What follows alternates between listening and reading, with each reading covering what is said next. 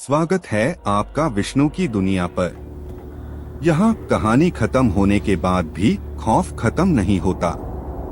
शुरू करते हैं आज की दास्तान। इससे पहले चैनल पे नए हो तो चैनल को कर लो सब्सक्राइब। अब यह कहानी शुरू होती है। गांव के किनारे एक पुराना जर्जर मकान खड़ा था, जिसे लोग भैरव हवेली के नाम से जानते थे। कहते हैं वहाँ कई साल पहले एक औरत रहती थी, साधारण औरत नहीं बल्कि करण पिशाचिनी। उसका नाम शारदा था और उसकी आंखों में ऐसी अजीब चमक थी कि जो कोई भी उसे देखता बस उसकी आंखों में खो जाता।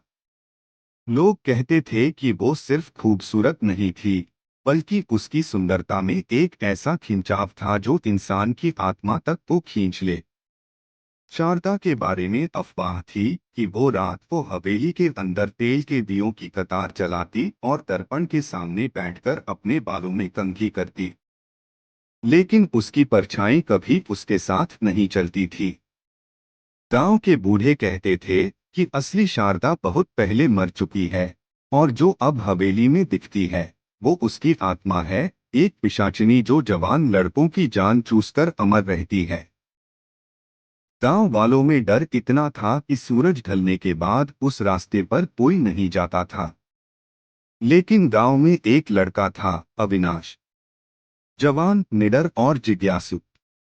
उसने इन कहानियों को सिर्फ मनगढ़ंत मानकर मजाक में उड़ा दिया।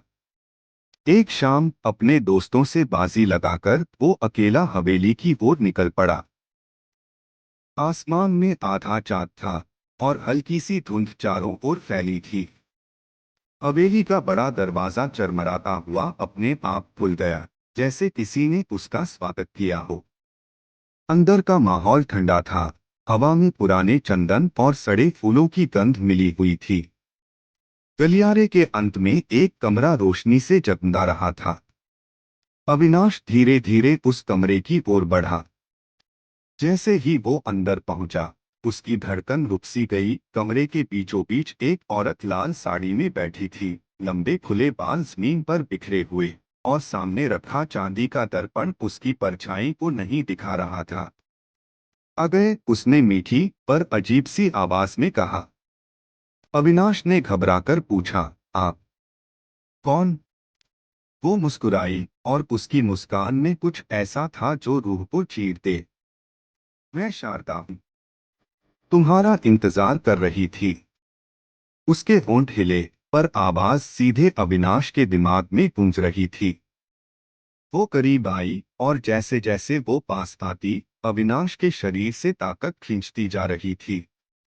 उसकी आंखें गहरी, बिल्कुल काली, और उनमें हल्की सी लाल चमक थी। अविनाश ने महसूस किया कि उसके पांव जमीन से चिपक गए हैं, वो हिल भी नहीं पा रहा। शारदा ने उसके कान के पास फुसफुसाया, बस एक पल और तुम हमेशा के लिए मेरे हो जाओगे।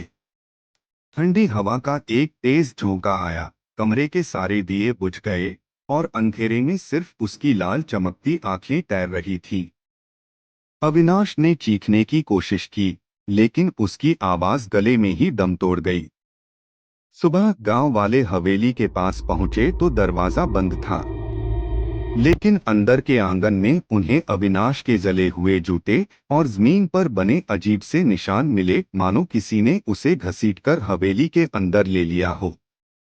उसके बाद कई रातों तक लोगों ने हवेली से किसी औरत की धीमी सी हंसी सुनी, और कहते हैं अब वहां दर्पण में एक नए चेहरे की झलक दिखती है, अविनाश का चेहरा, जो हमेशा के लिए करण पिशाचिनी की गिरफ्त में है।